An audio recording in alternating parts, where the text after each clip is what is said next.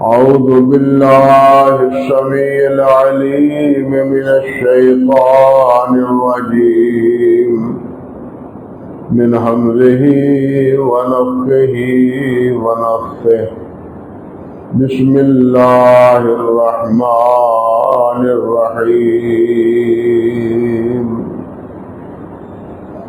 الذين يحملون العرش ومن حوله يسبحون بحمد ربهم ويؤمنون به ويستغفرون للذين آمنوا ربنا وسعت كل شيء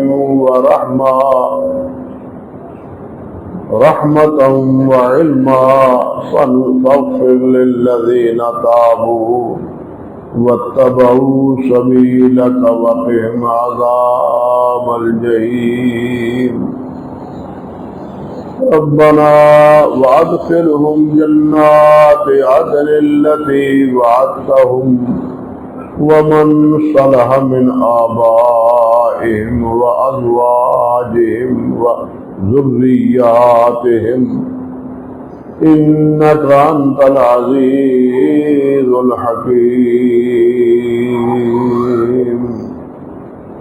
سبحان ربك رب العزة عما يصفون وسلام على المرسلين والحمد لله رب العالمين.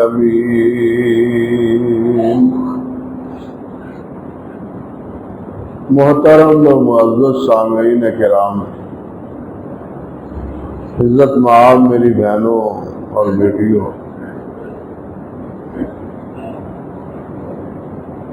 پہلی آیات مبارکہ جن کے حوالے سے مسلسل 2-3 خطبات میں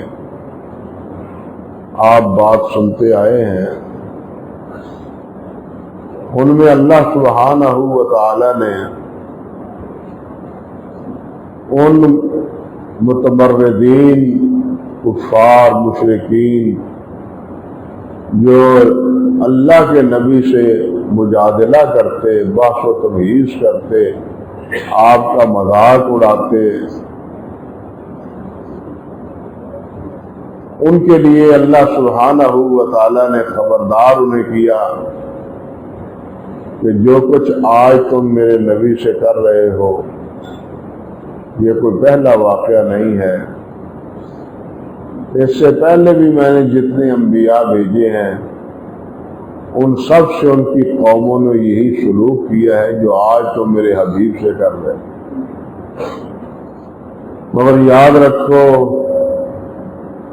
تمہارا انجام بھی بلا کر ان سے مختلف نہیں ہوگا، وہ بھی جہنم میں جائیں گے، جہنم کے ایندھن بنیں گے اور تم بھی جہنم کے ایندھن بنیں گے۔ یہ بات کہنے کے بعد، خبردار کرنے کے بعد، اب آج کی جو آیات میں نے تلاوت کی ہیں ان میں اہل ایمان کے بارے میں اللہ رب العزت نے یہ بات ارشاد فرمائی ہے کہ جو ایمان لاتے ہیں، نبی کی فرمانبرداری کرتے ہیں، میرے احکام کی پیروی کرتے ہیں، ان کے لیے تو میرے عرش کو اٹھانے والے فرشتے بھی ان کی بخشش اور مغفرت اور رحمت کی دعائیں کرتے ہیں۔ کہاں وہ بد نصیب بدبخت جو اللہ کے انبیاء کی تکذیب کر کے جہنم کا ایندھن بنے،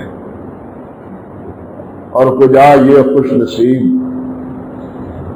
اپنے لیے تو سب ہی دعائیں کرتے ہیں، لیکن ایماندار ایسے ہیں کہ ان کے لیے اللہ کے فرشتے بھی دعائیں کرتے ہیں۔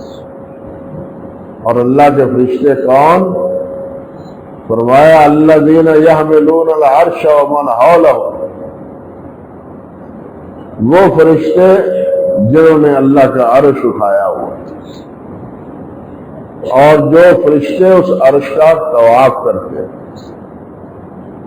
وہ میری تسبیح تحمید جہاں بیان کرتے ہیں وہاں ایمان والوں کے لیے بخشش اور مغفرت اور رحمت کی دعائیں بھی کرتے ہیں. لیکن یہاں کچھ باتیں سمجھنے والی ہیں. بہت سے حضرات نے اللہ تعالیٰ کے عرش کا انکار کیا ہے. وہ کہتے ہیں کہ عرش سے مراد تخت حکومت، جس کو ہم کہتے ہیں نا ایک تخت ہو انسان کے بیٹھنے کے لیے. معاذ اللہ ثم استغفر اللہ، اللہ عرش کے محتاج نہیں ہے، اللہ سے عرش کے اوپر ہے.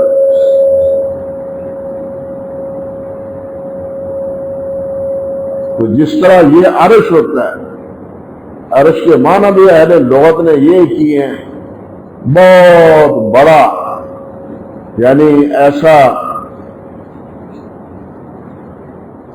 ایسی مخلوق جو اللہ سبحانہ و تعالی نے بنا رکھی. اور یہ بھی احادیث میں صراحت آتی ہے کہ جتنی بھی مخلوق ہم سمجھتے ہیں، آج کا سائنسدان بیچارہ وہ زمین کی گہرائی کو آج تک نہیں سمجھ پایا. اب سائنس اپنی تمام ترقیوں کے باوجود وہ آسمان کی وسعتوں کا اندازہ نہیں کر سکتا، بلکہ آسمان میں جو سیارگان ہیں ان کے بارے میں بھی وہ کامل آگاہی نہیں کر سکتے. سیارگان کی کیا بات ہے یا آسمان و زمین کی کیا بات ہے. انسان تو ابھی تک اس 6 یا 7 فٹ والے انسان اس کی حقیقت بھی نہیں سمجھتا. اس میں جو عجائبات اللہ سبحانہ و تعالیٰ نے رکھے ہیں، اور کبھی کبھی اخبارات میں ڈاکٹروں کا اس حوالے سے بیان آتا ہے، عقل دنگ رہ جاتی کہ اس انسان کو اللہ سبحانہ و تعالیٰ نے کس حکمت سے، کس دانائی سے، کس فراست سے بنایا. لیکن انسان نہیں سمجھتا کہ میری قدر و منزلت کیا ہے. انسان اپنی قیمت کو پہچانے. یاد قدر القدرہ برشناس، اپنی قدر کو پہچانو کہ ہمیں کس طرح اللہ نے پیدا کی ہے، اور اللہ تعالیٰ نے ہمیں کیا کچھ کن کن چیزوں سے نوازا ہے. جو چیزیں بھی زمین و آسمان میں ہیں اور ان کے مابین ہیں، یہ سب انسان کے فائدے کے لیے ہیں اور انسان کی خدمت گزار. سخر لکم ما فی السماوات و ما فی الارض، ان تمام کو میں نے مسخر کر رکھا ہے، پابند کر رکھا ہے تمہارے لیے. یہ سورج تمہارے فائدے کے لیے چلتا ہے، چاند تمہارے فائدے کے لیے چلتے ہیں، ستارے تمہارے فائدے کے لیے، ہوائیں دھوپ تمہارے فائدے کے لیے. میرا اس میں کوئی فائدہ نہیں. یہ سب تمہارے فائدے کے لیے میں نے تیار کر رکھے. جس انسان کی یہ قدر و منزلت ہو، ذرا سوچیے اپنے آپ میں. انسان کسی بڑے سے ملتا ہے، کھلا نہیں سماتا. میں نے فلاں سے مصافحہ کیا، اس کی مجلس سے میں بیٹھا ہوں، اس کے ساتھ رہا ہوں، کھلا نہیں سماتا انسان. لیکن یہ انسان، یہ مسلمان، یہ مومن پہلے تو یہ دیکھے کہ اس کے لیے اللہ ذوالجلال نے یہاں کیا کچھ تیار کر رکھا ہے. یہاں کے بعد پھر جنت میں اللہ نے کیا کچھ تیار رکھا ہے. جنت کے بعد پھر اللہ ذوالجلال کا جو دیدار ہوگا، اس کا جنت، پوری جنت اس کے مقابلے میں ساری نعمتیں حقیر ہیں اللہ سبحانہ و تعالیٰ کے دیدار سے. اور ایک اللہ والے نے کہا ہے، ما طابت الدنیا الا بذکر وما طابت الآخرہ الا بعفو وما طابت الجنہ الا برؤیت. کہتے ہیں دنیا کا کوئی لطف نہیں ہے اگر دنیا میں اللہ کو یاد نہ کیا جائے. اللہ کی یاد ہی زندگی کو سنوارنے کے لیے، اطمینان کے لیے، سکون کے لیے. الا بذکر اللہ تطمئن القلوب. اطمینان اس سے حاصل ہوتا ہے، روپے پیسے سے نہیں ہوتا. روپیہ پیسہ تو فکر مند بناتا ہے، اللہ کا ذکر بے فکری دیتا ہے. اللہ اکبر کبیرہ. وما دعوت الآخرہ الا میں ہی آخرت کا بھی کوئی فائدہ نہیں، کوئی خوشی نہیں ہے اگر آخرت میں اللہ معاف نہ کرے. وہاں تاج بھی پہنا دیے جائیں، لباس بلاخر پہنا دیے جائیں گے. لباس پہنانے کے باوجود اگر جہنم کا ایندھن بنا دیا جائے تو اس کا کیا فائدہ؟ وہاں فائدہ یہی ہے کہ اللہ تعالیٰ کہے جاؤ میں نے تمہیں معاف کر دیا. وما طابت الجنت الا برؤیتہ. جنت کی خوشی، جنت کا مزہ، جنت کا لطف یہ اس میں ہے کہ اللہ کا دیدار حاصل ہو. اگر اللہ کا دیدار نہیں ہے تو جنت کی بھی کوئی خوشی نہیں. یہ ہے اللہ والوں کی لوگ بہت عجیب و غریب باتیں پوچھتے ہیں، ہوس کے بارے، شہوت کے بارے، ایسی باتیں پوچھتے ہیں معاذ اللہ ثم استغفر اللہ. دنیا جن کے دل و دماغ میں سمائی ہوئی ہوتی ہے اور دنیا کا عیش و عشرت جن کے دلوں میں گھر کیا ہوا ہوتا ہے وہ یہی سوال کرتے ہیں پورے جتنے ملے گی، وہ یہی سوال کرتے ہیں غلمان کی طرح ہوں گے. اور ہم کہو یہ حورے اور غلمان اس کام تمہارے کام کے لیے نہیں ہے، وہ کام تو ازواج تمہاری بیویوں سے جو جیسے یہاں ہے حوروں سے نہیں ہے، وہ جو تمہاری خدمت گزار ہے، وہ تمہاری خدمت گزار ہے. اور یہ حور و غلمان اور سونے اور چاندی اور موتیوں کے بنے ہوئے محل ان کی کوئی حیثیت نہیں اللہ رب العزت کے دیدار کے مقابلے. اللہ کا دیدار جمعے کے روز جب ہوگا واپس وہ اپنے اپنے گھروں میں اور اپنے اپنے جنت میں آئیں گے تو ان کی زوجہ اور ان کے حورے وہ کہیں گی آج تو تمہارے چہرے کی تابناکی کچھ اور ہی ہے. جس طرح انسان یہاں کسی بڑے کو مل کے پھولا نہیں سماتا، او بھائی سب سے بڑا ملنا وہ اللہ رب العرش العظیم. اور یہ نصیب کس کو ہوگا؟ یہ نصیب ایمان والوں کا ہوگا. جہنم والے چیخے چلائیں گے، اللہ سبحانہ و تعالیٰ کی طرف سے ڈانٹ پڑے گی، اللہ تعالیٰ کی طرف سے جواب آئے گا، جواب ملے گا اخسؤوا فیہا ولا تکلموا. یہی ذلیل رہو، میرے ساتھ کلام نہ کرو. جب تمہارا میرے ساتھ کلام دنیا میں مجھے محبوب تھا وہ وقت تو تمہیں گناہ گزار دیا. تمہارا کلام یہ ذکر و اذکار مجھے محبوب تھا وہ وقت تو تم نے گزار دیا. اب میرے ساتھ ہم کلام ہونا چاہیے مانا دار. ہم نہیں سمجھتے کہ یہ انسان کی اس کی قدر و منزلت کیا ہے. انسان کو مشین بنا دیا گیا ہے. میں نے کئی بار کہا ہے ہم بڑے فریفتہ ہوتے ہیں. سائنس نے بڑی ترقی کی، سائنس نے بڑی ترقی کی. وہ سائنس نے کیا ترقی کی؟ اچھے کپڑے اچھا لباس دے دیا. سائنس نے ترقی کی، ملنے لگ گئی. ان ملوں سے کے نتیجے میں آج تمہیں پانی زمین کا نیچے کا پینے کا وہ میسر نہیں ہے. پورے پاکستان کا پانی نیچے ملوں کے نتیجے میں برباد ہو چکا ہے. یہ سائنس کا فائدہ ہے. سائنس نے انسان کی تباہی کے لیے سامان بنایا ہے. ایک بٹن سے آدھی دنیا ختم ہو سکتی ہے. یہ سائنس ہے. یاد ہے، پتہ ہے نا اس حقیقت کا.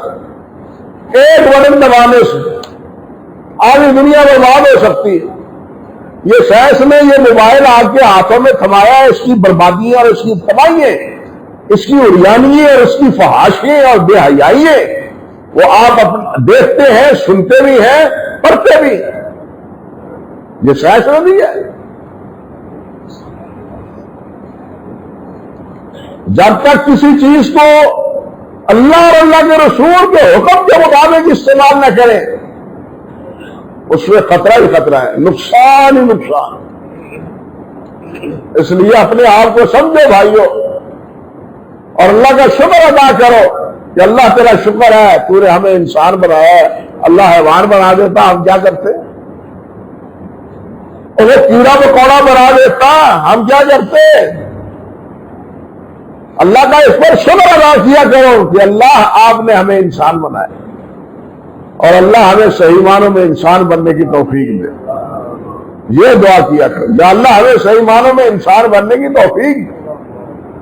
اور وہی بات یعنی صحیح معنوں میں انسان جس کی بخشش، جس کے لیے رحمت، جس کے لیے اللہ کی عنایات کی دعائیں فرشتے بھی کرتے ہیں، اس سے بڑا خوش نصیب انسان اور کیا ہو سکتا ہے۔ عرض کر رہا تھا کہ یہ عرش، زمین، آسمان، آپ دیکھیے 7 آسمان ہے۔ جتنا فاصلہ ایک زمین سے آسمان کا ہے، جس کو ابھی تک ناپا نہیں جا سکتا، نہ جا سکا ہے، دوسرے آسمان کے اور پہلے آسمان کے مابین اتنا ہی فاصلہ ہے۔ پھر اس کے اوپر تیسرا آسمان، پھر اس کے اوپر چوتھا، پھر 5واں، پھر 6واں، پھر 7واں، اور 7ویں آسمان کے اوپر سدرۃ المنتہا، پھر اس کے اوپر ہوا، اس کے اوپر پھر خلا، پھر اس کے اوپر اللہ تعالیٰ کا عرش۔ عرش کے مقابلے میں یہ آسمان، یہ زمینیں تو ایسے ہیں جیسے جناب کوئی چھوٹا سا پرزہ پڑا، چھوٹی سی چیز پڑی ہو جس کو آج ہم ماپ نہیں سکے، عرش کے مقابلے میں اس کی حیثیت ہے۔ اللہ اکبر کبیر، اللہ اکبر کبیر۔ اور اسی عرش کے بارے میں فرمایا الذین یحملون العرش، جس کو فرشتے اٹھائے ہوئے۔ حدیث میں آتا ہے کہ اب فرشتے 4 ہیں جنہوں نے عرش کو اٹھایا، اور قیامت کے دن یہ عرش اٹھانے والے 8 فرشتے ہوں گے۔ عرش کے پائے ہیں، جن پاؤں کو پکڑ کے فرشتے اٹھا رہے ہیں۔ حدیث میں آتا ہے کہ قیامت کے دن جب انسان کو ہوش آئے گا، مجھے ہوش آئے گا، میں دیکھوں گا اللہ کے عرش کی طرف، تو کیا دیکھتا ہوں، کیا دیکھوں گا کہ موسیٰ علیہ السلام اللہ کے عرش کے پائے کو پکڑے ہوئے ہیں۔ اللہ اکبر کبیرہ، اللہ کے عرش کے پائے کو موسیٰ علیہ السلام پکڑے ہوئے ہیں۔ نبی علیہ السلام فرماتے ہیں مجھے نہیں پتا کہ یہ جو سائقہ ہے بے ہوشی کا عالم ہے اور اس کے بعد ہوش آنے کا عالم ہے، موسیٰ علیہ السلام اس سے 2-4 ہوئے یا نہیں۔ یہ بے ہوشی اللہ سبحانہ و تعالیٰ نے اس کے بدلے میں وہ تو نہیں دے دی جب وہ طور پر گئے تھے اور کہا تھا رب ارنی انی ارانی، اور موسیٰ علیہ السلام سے کہا تھا کہ تو نہیں دیکھ سکتا، صرف اللہ جلال والاکرام نے تجلی ڈالی تھی اور موسیٰ علیہ السلام بے ہوش ہو گئے، لیکن قیامت کے دن یہ آنکھیں مضبوط ہوگی۔ فبصرک الیوم حدید، لوہے کی طرح پختہ پکے ہوگی یہ نگاہیں۔ جنت میں بیٹھے ہوئے جنتی جہنمیوں کو دیکھ رہے ہو، اور اللہ کا دیدار بھی میسر آئے گا، اللہ قسمت میں کرے۔ اللہ اہل جنت میں سے ہمیں بنایا، جہنم سے اللہ تعالیٰ ہمیں محفوظ رکھے۔ اللہ اکبر کبیرہ۔ اللہ تعالیٰ نے فرمایا ہے وَالَّذِي خَلَقَ السَّمَاوَاتِ وَالْأَرْضَ فِي سِتَّةِ أَيَّامٍ وَكَانَ عَرْشُهُ عَلَى الْمَاءِ، سورۃ ہود میں کہ اللہ سبحانہ و تعالیٰ نے آسمانوں اور زمین کو 6 دنوں میں بنایا، اور اس سے پہلے اللہ کا عرش پانی کے اوپر تھا۔ یہ زمین جو اس وقت ہمیں نظر آتی ہے یا فضا، ہر سو پانی ہی پانی تھا، ہر سو پوری فضا میں جس کی نپائی اور پیمائش کا کوئی تصور نہیں، پانی ہی پانی تھا، اور اس پانی کے اوپر اللہ کا عرش تھا۔ اللہ اکبر کبیرہ۔ حدیث میں آتا ہے نبی علیہ الصلوۃ والسلام نے ارشاد فرمایا اول، اور یہ الفاظ آپ سوتے ہوئے بستر پر لیٹ کر پڑھتے تھے، فرمایا هو الاول والآخر والظاہر والباطن۔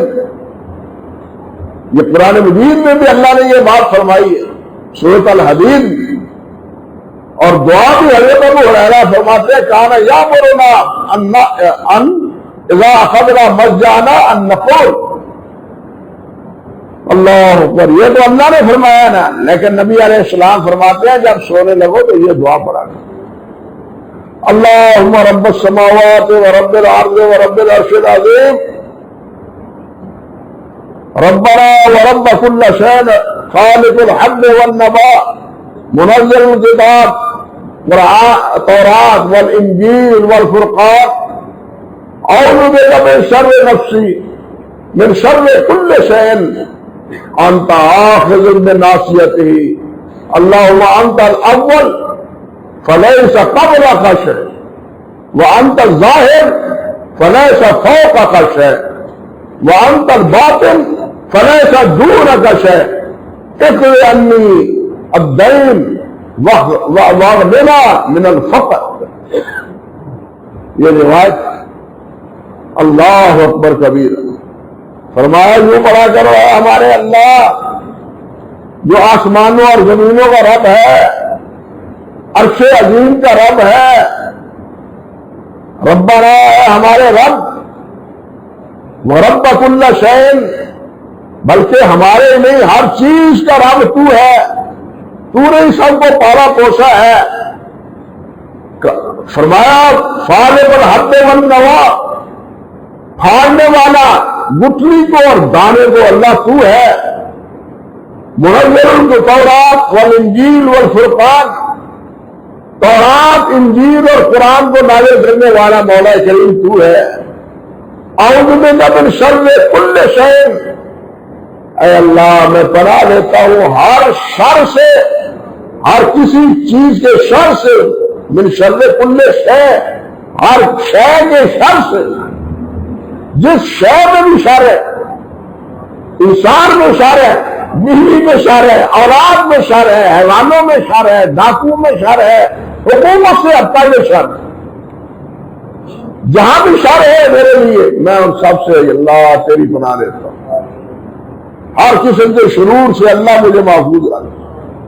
انت آخذ بناصیتہ، ہر چیز کی ناصیہ پیشانی یا اللہ تیرے ہاتھ میں ہے، تو موڑ دے وہ مڑ جائے گا۔ فرمایا اللہم انت الاول فلیس قبلک شیء، یا اللہ تو اول ہے، تجھ سے پہلے کوئی نہیں، وانت الظاہر، یا اللہ تو سب سے بلند ہے، لیس فوقک شیء، تیرے اوپر کوئی چیز نہیں، فرمایا وانت الظاہر انت الباطن، اور تو باطن میں ہے، ہر چیز سے قریب ہے، ہمیں نظر نہیں آتا، لیکن اس کے باوجود بھی اللہ ذو الجلال والاکرام کا علم ہمارے باطن میں ہمارے بارے میں معلوم، جس طرح اللہ نے فرمایا نا نحن اقرب الیہ من حبل الورید، فرمایا جس وقت فرشتہ جان نکالنے والا ہوتا ہے ڈاکوؤں میں نبزیں پکڑی ہوئی ہوتی ہیں، رشتے دار پاؤں دبا رہے ہوتے ہیں، کوئی ہاتھ پکڑے ہوئے، کوئی سر پکڑے ہوئے، اس کو تو واپس زندہ کر لو۔ اگر تمہارے اختیار میں کچھ ہے تو اس کو نہ مرنے دو، نہ مرنے دو اس کو۔ کیوں رو رہے ہو اس کے جانے پر؟ یہ چند سانس لے رہا ہے، اس کے جانے پر کیوں رو رہے ہو؟ لیکن یاد رکھو، تم سمجھتے ہو کہ میں نے گھیرا ہوا ہے، پاؤں پکڑے ہوئے ہیں، لیکن سن لو، نحن اقرب الیہ من حبل الورید، اس کی شاہ رب سے بھی ہم زیادہ قریب۔ اللہ سبحانہ و تعالی، اس سے یہ معنی نہیں کہ ہر جگہ ہے، اللہ عرش پر ہے، عرش پر ہوتے ہوئے بھی اللہ سبحانہ و تعالی کو قرب اسی طرح ہے۔ وہ امام دیانی نے کہا تھا رحمت اللہ علیہ کہ نبی علیہ السلام نے عرش پر اللہ ذل جلال سے بات کی، حضرت یونس علیہ السلام نے مچھلی کے پیٹ میں تحت سرا میں بات کی۔ فاصلہ ہے یا نہیں؟ سریا اور سرا کا فاصلہ ہے، مچھلی کے پیٹ میں بھی، لیکن فرماتے ہیں اللہ سبحانہ و تعالیٰ کے ہاں نہ ان کو اتنا قرب تھا نہ ان کو اتنی دوری تھی، یہ دونوں اللہ کے قریب تھے۔ اللہ کے لیے کوئی بول اور دوری نہیں ہے، یہ ہمارے لیے، ہمارے لیے ہے کہ ہم یہاں بیٹھے ہیں، وہاں دور تک نہ ہم دیکھ سکتے ہیں، نہ سن سکتے ہیں، نہ وہاں موجود ہو سکتے ہیں، لیکن اللہ سبحانہ و تعالیٰ کے لیے یہ بہت، یہ قرب، یہ ساری ایک ہی چیز، ایک ہی چیز۔ هو الاول، حضرت عبداللہ بن عباس اور کے شاگرد ابو زبیر کہنے لگے حضرت صاحب ما شیء اجد فی صدری، میرے سینے میں میرے دل میں کوئی چیز آتی ہے۔ عبداللہ بن عباس کہتے لگے کیا آتا ہے تیرے دل میں؟ ما ہوا، وہ کیا ہے؟ کہنے لگے کہ میں کہنے کا واللہ ما اتکلم بہ، اللہ کی قسم میں زبان پر وہ بات نہیں لا سکتا۔ جو دل میں آتا ہے نا، سوال پیدا ہوتا ہے، میں زبان پر نہیں لا سکتا۔ فقال فی ای شیء من شک کا، کس چیز میں تمہیں شک ہے؟ اور پھر حضرت عبداللہ بن عباس رضی اللہ تعالیٰ عنہ مسکرائے، قال ما نجا من ذلک احد، تو اس شک سے کوئی نہیں بچا ہوا۔ دل میں شیطان کھٹکا پیدا کرتا ہے، سب کا خالق اللہ ہے، اللہ کا خالق کون ہے؟ شیطان یہ وسوسہ ڈالتا ہے، لیکن اگر اللہ کا خالق کوئی ہو تو پھر اللہ تو اللہ ہے ہی نہیں۔ بات سمجھے یا نہیں؟ اگر اللہ کے اوپر کوئی اور ہے کوئی چیز تو پھر اللہ اللہ ہے ہی نہیں۔ فرمایا ہر انسان کو شیطان یہ وسوسے ڈالتا ہے، اذا وجدت فی نفسک شیئا، جب تیرے دل میں کوئی چیز اس قسم کی کھٹکے، تیرے دل میں اس قسم کے سوال پیدا ہو، فقل هو الاول والآخر والظاہر والباطن وهو بكل شیء علیم۔ یہ قرآن مجید کی سورت حدید کی یہ آیت پڑھا کر یہاں بر صغیر کا ایک واقعہ ہے، کسی ملحد نے سوال کیا وقت کے حاکم سے کہ کیا اللہ ذل جلال اپنی مثال پیدا کر سکتا ہے؟ علماء مبہوت ہو گئے۔ حافظ ابن حجر نے فتح الباری میں بھی اشارہ کیا ہے قصے کا، تاریخ میں یہ بات موجود ہے۔ علماء مبہوت ہو گئے، کیا جواب دے؟ ہم تو یہی کہتے ہیں کہ اللہ خالق ہے، یہ باتیں ہم نہیں سمجھتے۔ انہوں نے بغداد پیغام بھیجا بادشاہ نے، بغداد سے ایک عالم آئے، ہاں میں کیا اعتراض ہے؟ اعتراض یہ ہے کہ کیا اللہ اپنی طرح کا کوئی اور پیدا کر سکتا ہے؟ اس نے کہا احمد اگر اللہ اپنے طرح کا کوئی پیدا کرنے والا ہو تو وہ تو اللہ ہی نہیں ہے، اللہ تو لیسا کمثلہ شیء ہے۔ بات سمجھے یا نہیں؟ اللہ کی تو کوئی مثل ہے ہی نہیں، اگر اللہ اپنے جیسا کوئی پیدا کرے تو گویا اللہ اللہ نہیں، شیطان ایسے وسوسے ڈالتا ہے، لیکن اس کا حل حضرت عبداللہ بن عباس رضی اللہ تعالی عنہ نے بتلا دیا کہ بس یہ اقرار کرو هو الاول هو الآخر هو الظاہر هو الباطن وهو على كل شيء قدیر، ہر چیز پر وہی قادر ہے۔ آگے بھی اللہ تعالیٰ نے فرمایا مخلوق ہی کے بارے میں کچھ باتیں اور بھی ہیں، لیکن وقت کی وجہ سے ساری باتیں کہنے کی گنجائش نہیں ہے، انہی باتوں پر اکتفا کرتا ہوں، باقی بات انشاءاللہ اللہ سبحانہ و تعالی نے توفیق عطا فرمائی تو آئندہ خطبے میں عرض کرنے کی کوشش کروں گا انشاءاللہ۔ اقول قولی ھذا استغفر اللہ لی ولکم ولسائر المسلمین۔